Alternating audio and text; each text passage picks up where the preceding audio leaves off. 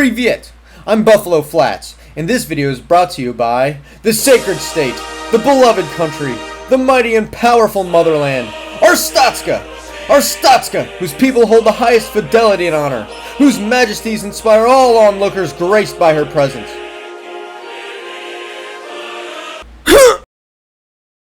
Whose opportunity knows no bounds, and whose fields bless all those who toil. Arstotzka, blessed by God's own divine presence. Glory to Arstotzka! And glory to any of you who find your way on my video.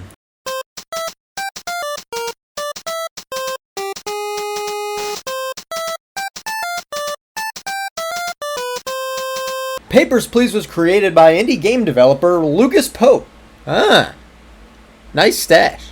Papers, Please released with high regards from both critics and players alike. It won awards such as recognition for sufficiency and recognition for presence. My boss always told me as long as I show up and do an okay job, well, I'll get a raise. And speaking of raises, as long as you're sufficient and present, this game will raise your heart rate too. In Papers, Please, you play as a border immigration officer. You check for identification such as passports, work permits, travel permits, state IDs, and more.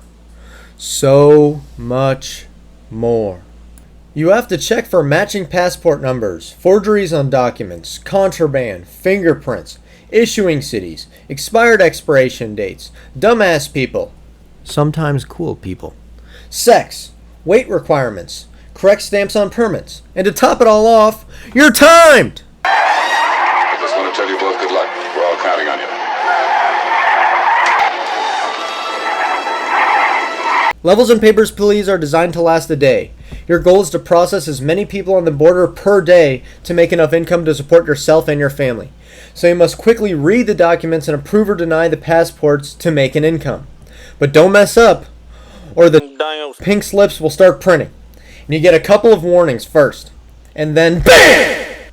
You start to get charges and fees for messing up. Then at the end of the day, you get to manage your rent.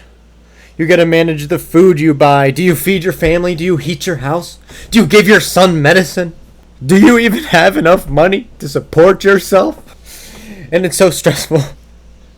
Just like real life. Oh, boo-hoo! Let me play a sad song for you on the world's smallest violin.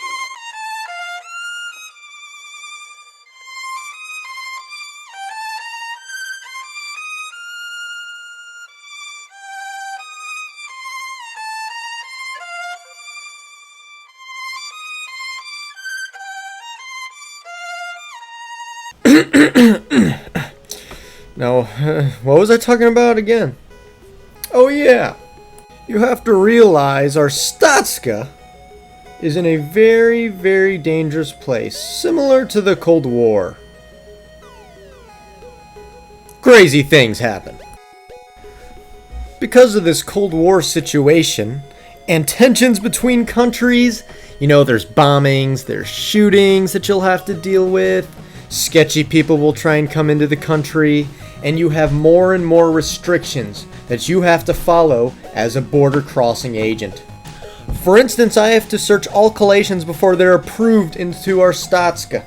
There are strict governmental policies you must follow. You can also detain people for having forged information. Also, you can work out deals with guards, detain people, get extra money. There's even some shady side organizations that try and take over the government of Arstotzka. There's a lot of deals you can make with the people. Sometimes they'll bribe you. Because money's good. And you'll meet a wide array of people. Some people you'll really like and be like, wow, this person's cool. Some people suck. And some people have some killer sideburns. I mean, take a look at those bad boys. There are even scholarly articles that talk about how the game affects human morality.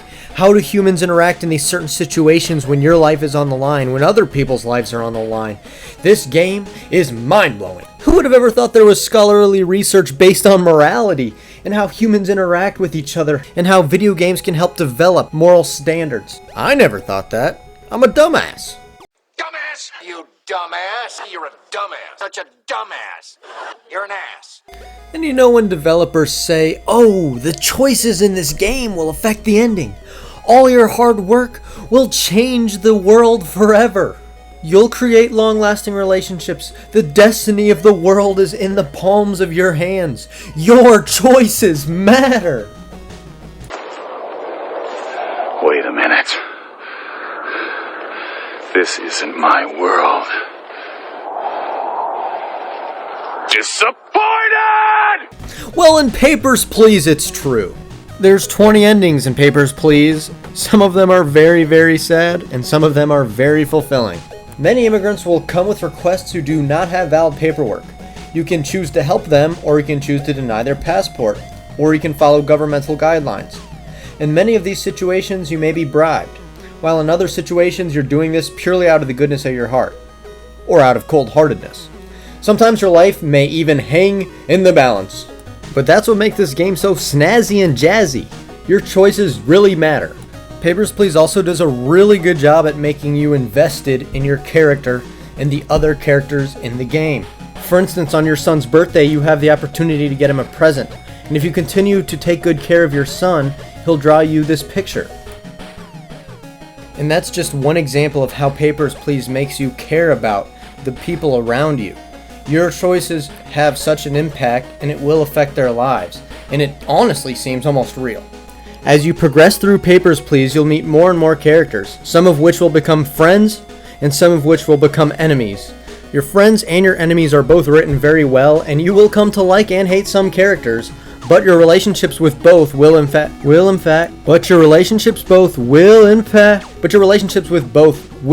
ending.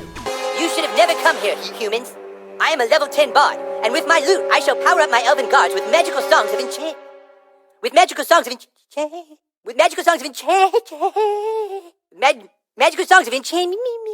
Helping your friends and your enemies will also impact the various endings of the game as well. And as much as I hate to say it, sometimes helping the bad guys will help you out in the long run, even if they are complete assholes. But because of the immense amount of people you meet, the relationships you create, and the possible outcomes from all your choices, this game has incredible replayability. You can replay the game and have different experiences depending on who you help. You might feel like shit for some of your choices, but at least everything's gonna be okay.